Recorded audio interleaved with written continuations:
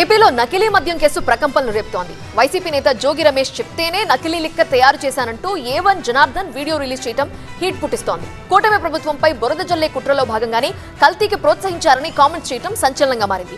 అటు జనార్దన్ కామెంట్స్ పై జోగి రమేష్ తీవ్ర స్థాయిలో ఫైర్ అయ్యారు.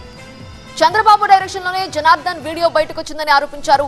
తాను భార్య బిడ్డలతో ప్రమాణానికి సిద్ధమని, చంద్రబాబు కూడా సిద్ధమా అంటూ సవాల్ విసిరారు. ఇక జనార్దన్ కామెంట్స్, జోగి రమేష్ సవాళ్లు ఒకసారి చూద్దాం.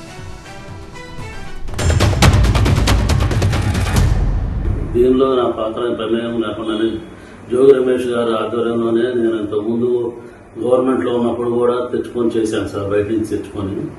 అదేవిధంగా గవర్నమెంట్ రాగానే అది అంతా ఆగిపోయింది సార్. టీడీపీ గవర్నమెంట్ రాగానే అన్నీ ఆగిపోయింది సార్.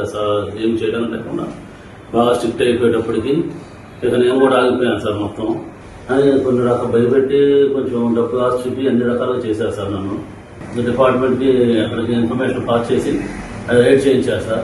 ముల్కన్ చెరువులో రైడ్ చేయించి అది సరికంతా పట్టించి గవర్నమెంట్ మీద రివర్స్గా మాట్లాడి గవర్నమెంట్ ఇలా తప్పులు చేస్తుంది అని చెప్పి బాగా చేసి యాంటీ చేసి పొద్దాం ట్రై చేశారు. ఉండే ఇల్లు కానీ ఉండే బార్ ప్రిమిసెస్ కానీ ఆక్షన్కి వచ్చే స్టేజ్కి వచ్చేసింది సార్. ఇక నాకు తట్టుకోలేక ఆయన చెప్పింది వినేసి ఆయన ఆస్తి చూపించిన 3 కోట్లు నాకు ఇస్తారనుకున్నాను, ఈ అప్పులన్నీ తీరుతారనుకొని నేను ఓకే అన్నాను సార్, చేసేదానికి ఓకే అన్నాను సార్. జనార్దన్ పిల్లల్ని భార్యని తీసుకెళ్ళి హింసించి జోగి రమేష్ పేరు చెప్పు చెప్పు అని చెప్పేసి చంద్రబాబు నాయుడు, లోకేష్ మీరు ఇంత దారుణానికి ఉరికడతారా? ఇటువంటి దిగజారుడు రాజకీయాలు చేస్తావా చంద్రబాబు నాయుడు అని చెప్పి అడుగుతామన్నా. కస్టడీలో ఎక్కడో ఉంటే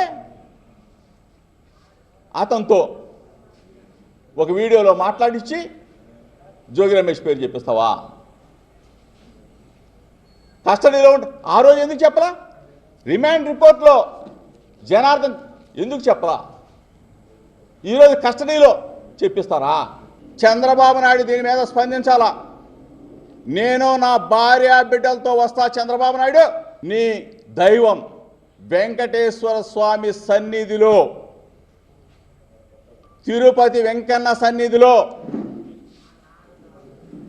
నీ కుటుంబ సభ్యులతో వచ్చి జోగి రమేష్ అక్రమ మద్యంలో నిందితుడు అని చెప్పేసి నువ్వు గాన ఒప్పుకుంటే ఏ శిక్షకైనా ఈ జోగి రమేష్ సిద్ధంగా ఉన్నాడని చెప్పేసి చెప్తా ఉన్నా, ఛాలెంజ్ చేస్తా ఉన్నా. డబ్బుతో రాజకీయం చేయడు ఈ జోగి రమేష్, దమ్ముగానే చేస్తా. చిన్నప్పటి నుంచి ఇక్కడే పుట్టి పెరిగా. నువ్వు కేసు పెట్టినంత మాత్రాన జోగి రమేష్ పారిపోతాడు అనుకున్నావు, ఇక్కడే ఉంటా.